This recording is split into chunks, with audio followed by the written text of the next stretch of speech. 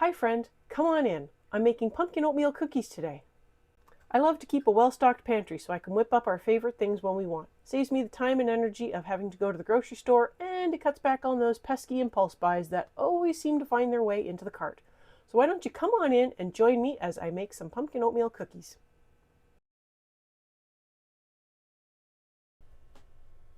If you are using a store-bought canned pumpkin that comes as a really thick texture, then don't worry about what I am doing. But if you are using a home canned pumpkin, do make sure you strain your pumpkin if it's extra wet so that it, doesn't affect the consistency of your cookies.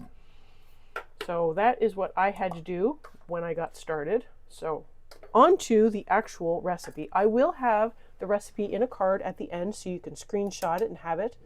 I will also try to make sure I tell you all the ingredients that I am putting in, so if you want to follow along, I will let you know what I'm doing.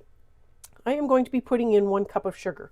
I do not keep brown sugar in my house for a couple of reasons. Number 1, I don't use it very often, so it goes hard. Number 2, it goes hard.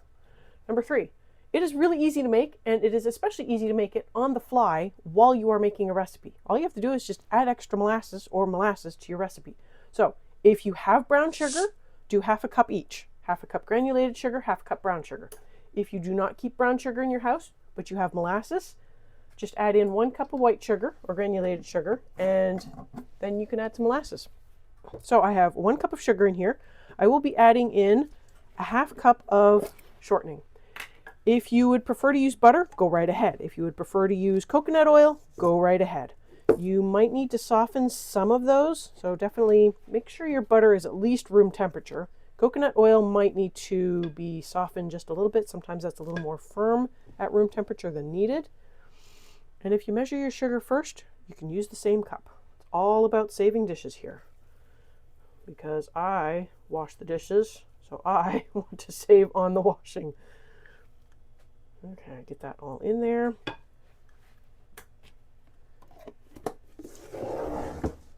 So I am going to cream the butter or shortening with the sugar as best I can. This is not enough shortening to go with this amount of sugar, so it's going to come out kind of like a sandy texture, if you can even get it to go that far. So just do the best you can. Obviously, you can do this in some sort of mixer, a KitchenAid or a Bosch, or if you got one of those angstroms, go ahead, save your arm, save your wrist, take the easy route. But you know what? You don't need to have any of those things to make cookies. I have done cookies like this for years. Obviously, it makes it easier to do it with a machine, but is not needed. Okay. That is probably as good as that's going to get. So I have my strained pumpkin here. I actually did give it a little bit of a squeeze to get the last little bit of liquid out. So I'm hoping I have 1/2 cup.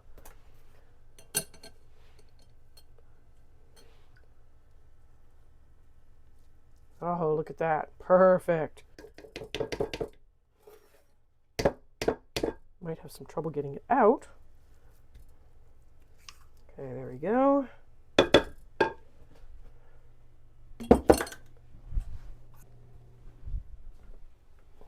Okay, I'm going to continue the creaming process. Try to get this worked in a little bit better. You do want to make sure you do not have any sort of chunks of shortening at this stage or butter, because sometimes it does not mix out. And you definitely don't want to be hitting one of those while you're eating your cookie. Okay. So I can see I have a few little lumpy bumpies of shortening. So I'm just going to sort of smush them out a little.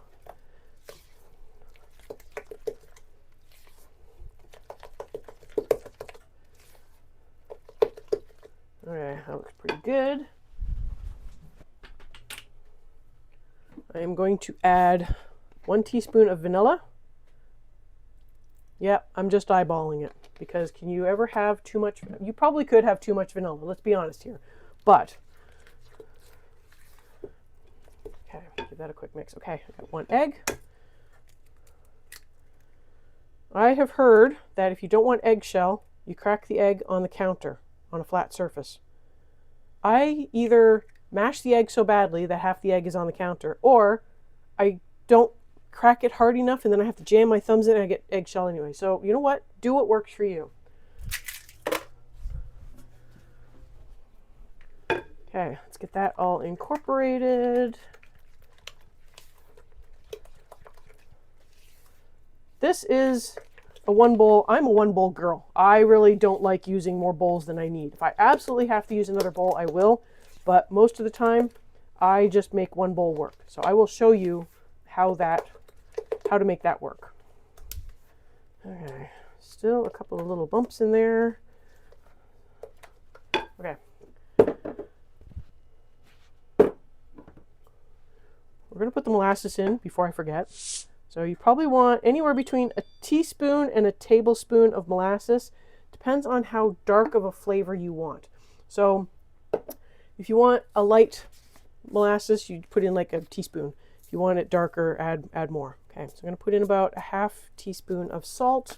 This is really coarse salt, so I'm adding it. I want to add it early to make sure it gets all mixed in.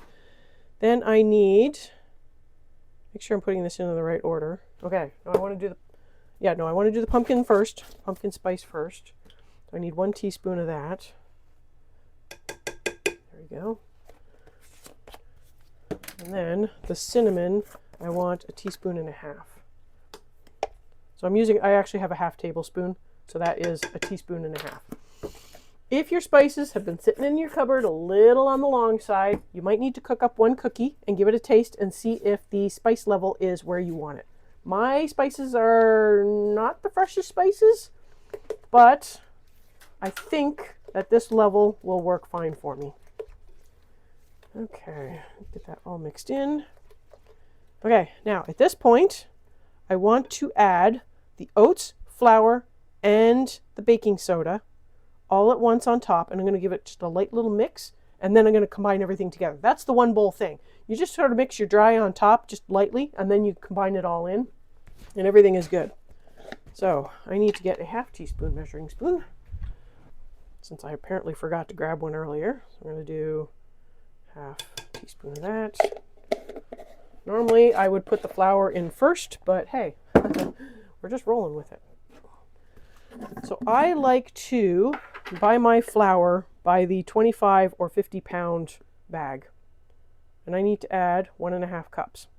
So I just keep them in containers either on the counter or in my pantry so that I can just dip from them as I need. If you think about it, just recently we were looking at the price of flour, which honestly did go up a little bit, but 25 pounds of flour at our Walmart cost, it was like $11. So that's like what? 3 or 4 packages of oatmeal cookies. I just used like a tiny amount of flour. I could probably make like a whole ton of cookies. So it's very cost effective to sort of keep stuff in your pantry and just whip up what you want. These are old-fashioned rolled oats, and I put in 1.5 cups as well. So at this point, we should have all of the ingredients, and we just need to get it all together. Now, if you don't want to use an egg, don't have an egg, you can do a flax egg. If you want to add stuff, mix-ins, perfectly fine. I am probably going to put some chocolate chips in. You could put in raisins or craisins. If you've got those pumpkin spice chocolate chips, oh, those are so good. The cinnamon ones, oh, they are so good. My kids keep begging me to get more of those. They're really expensive though. But you can add that as well. You can do plain. But this is the base recipe. If you find it's a little on the thin side and your cookies are spreading, just go ahead and add a little bit more flour. You probably saw I do the scoop and shovel method. So I'm probably already adding slightly more flour than it needed. I probably need to add a tiny bit more just to compensate for the wetness of my pumpkin. So I'm going to add in probably another 2 tablespoons of flour just to sop up a little bit of the extra moisture.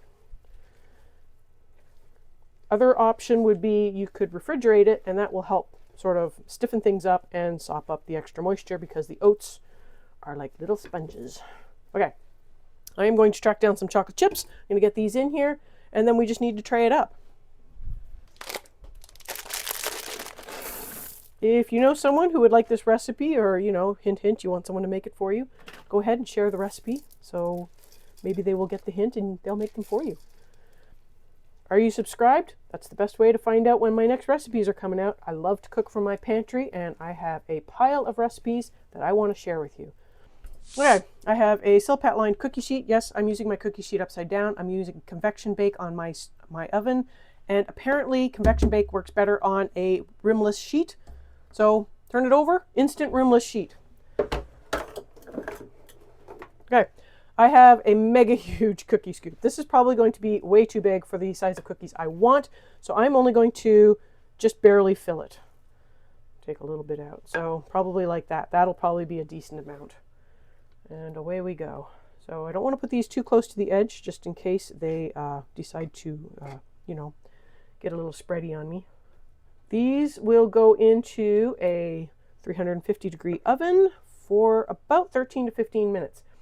This will depend on your oven. So if you know your oven tends to run a little hot, check on them sooner. If you know your oven runs a little on the cold side, you can probably get away with giving them a little bit longer, but you know your oven better than me. So obviously just check them the first batch, and then you'll have an idea of where to go from there. Okay, these are all over the place size-wise. Okay. I will show you how they look after they get out of the oven and what the inside looks like, and we'll sit down and have some tea together. A few moments later. This is how they turned out. You want just a little browning on the edge. They don't spread a ton, but I did add a little extra flour to sort of sop up the extra liquid in the pumpkin. So depending on how thick or thin your pumpkin puree is, will depend on how much your cookie spreads. Obviously, if you like a thinner spready cookie, add a little less flour. This is what they look like inside. Very nice. If you don't like pumpkin or you don't have pumpkin, you could substitute applesauce with this. I would want to thicken that up a little bit, either apple butter or just sort of pass it through a strainer to sort of get the extra liquid out. But yeah, no, this is a really nice cookie, soft and pillowy with the warming spices. I hope you give it a try. I also have a recipe for a similar cookie that is a regular oatmeal raisin cookie. It doesn't have raisins in it, but it has a raisin puree in it, so it's kind of hidden raisins. So if you don't like raisin chunks in your cookie, let me know if you want that recipe. I also have another recipe that is similar to this one that calls for applesauce, but no oats. So if you just want an applesauce cookie, let me know if you want that one below as well. I hope you give this recipe a try. Thanks for watching.